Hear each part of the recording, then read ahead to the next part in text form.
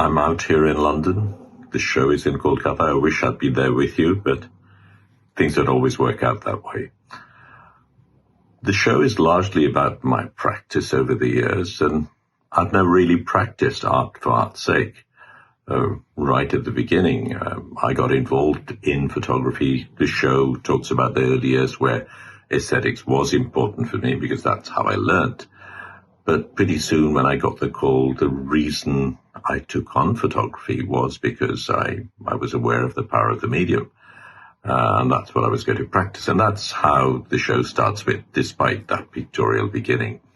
I moved to Bangladesh, and even so, that pictorial tendency, the aesthetic, the form is important then, as it has been later on.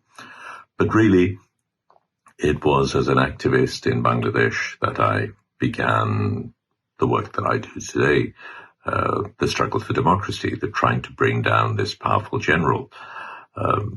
We did manage to get him down, but then we discovered that, democracy wasn't simply about elections. So there needed to be that belief in the democratic process. And I looked through that process, what politics means, the relationships between the powerful and the public. The work then looks at the unsung heroes of my country, the migrant workers, the garment workers, the farmers in the field, their aspirations, their dreams, and how they're exploited. And it goes through that process over time, weaving that in within the political process. Then there is also the period when I reflect upon the medium itself. I start working on issues of representation. THRIC was set up because we wanted the storytellers to be telling, the local storytellers to be telling their stories. And we recognize how I, anyway, as a male middle-class photographer, was still part of that power relationship. So we train women photographers, working-class children. Then there is a segment which talks about the institutional aspects, the fact that I built institutions, believing that robust institutions were needed that could resist autocracy. The three areas through which I work, media, education, and culture, were propagated through the three institutions, THRIC, Pathshala, Chobimela. The practice itself, in the sense that I began to see the limitations of conventional documentary photography. Photography is very good at rendering what is in front of the lens. It's not quite as good at rendering the invisible. But I'm working with the disappeared, the extrajudicial killings, and I develop a very different vocabulary for that.